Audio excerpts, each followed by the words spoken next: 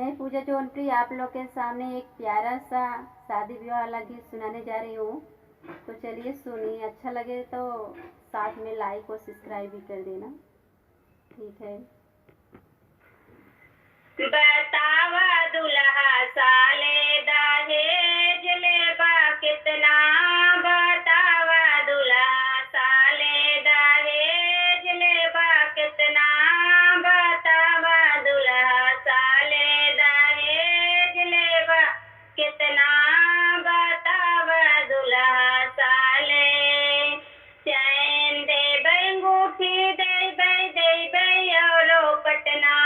बतावा दुल्हा साले दहेज लेबा कितना,